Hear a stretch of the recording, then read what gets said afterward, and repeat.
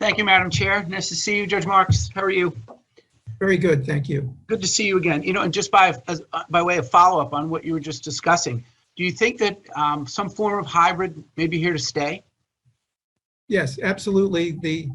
The crowded courtrooms, they're called cattle calls by some people, where 150 people are in a courtroom, at 9:30 in the morning, are really a thing of the past. And there are routine court appearances for scheduling, and where routine decisions have to be made, can absolutely be conducted virtually and will be in the future. It's more efficient for everyone. It saves money for lawyers, for their clients. It can be more efficient for the judges. And, absolutely, there's a permanent place for technology in virtual court proceedings in the court system of the future. Sure. And in that regard, I came in and I missed some of the conversation with Chairman Bailey. But on the 18B panel, are you seeking additional funding to increase their rates? We don't have our own bill, but we strongly support increasing the assigned counsel fees. It's been I've had many friends. Way too many. Yeah. Yeah, I'm just sorry. I've had many friends who've turned down cases who are, the best lawyers in the room. They're there every day, but they just can't make a living. And unfortunately, the indigent individuals are not getting, excellent representation that they otherwise would have had. So, it's because there are fewer. I'm sorry, because there are fewer lawyers willing to serve on these rosters and panels. It's leading to, we discussed this earlier, it's leading to further delays in the processing of cases. Sure, I agree. Onto the public protection side, and really just on the criminal justice side of the conversation. And you indicated earlier that there was a conclusion that there were it was socioeconomic as far as the discrimination that you indicated, or was it based on race or something else?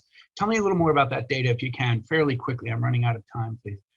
Yeah, it wasn't so much on data. It was it flows from the study and report of our special advisor on equal justice in the courts, Jay Johnson, who concluded that the courts that tend to service poor people of color from economically disadvantaged communities are more crowded, have fewer resources, and struggle more than the courts that service people of means, or people who can afford to hire a lawyer.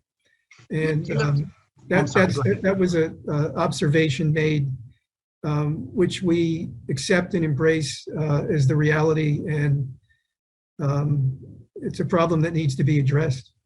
Sure. And do you have a demographic of the judiciary itself? Because I know there have been many positions taken by some members of the legislature as well, that the bench itself is inherently racist. But I'm just curious as to the demographics of the judiciary themselves. Do you have that? Absolutely. Yes. Yeah. Can you tell me a rough percentage as to what that would be? I can tell you that the percentage of judges of color is less than the percentage of people of color in the state at large. I don't have the exact numbers handy, but of course we can get you that. That would be great. Thank you, Your Honor.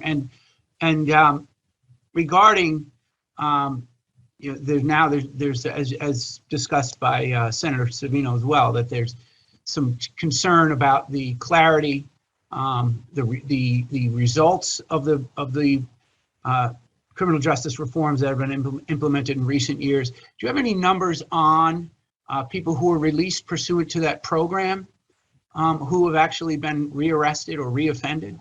I know there's something, I believe the new county executive in Nassau County is asking his police to keep track of that. Do you have any numbers in that regard? Yeah, we have detailed information that data that the court system collects, and that the State Division of Criminal Justice Services collects, and we have detailed data on that point. Great, and if you wouldn't mind forwarding that to me as well, that would be terrific. And lastly, with 8 seconds to go, do you have any comments with regard to allowing judges to have discretion of some kind? Because we could just have a computer sit on the bench if we're not going to allow judges to actually exercise discretion, in my opinion. But do you have any opinion in that regard as to whether or not that's something we should be considering on the policy side? What I can tell you is judges as a group, and I can't be certain that I speak for 100% of the judges, but judges who, as a group who handle criminal cases, would favor having more discretion to make these decisions. Great. Thank you again, Your Honor. Nice to see you.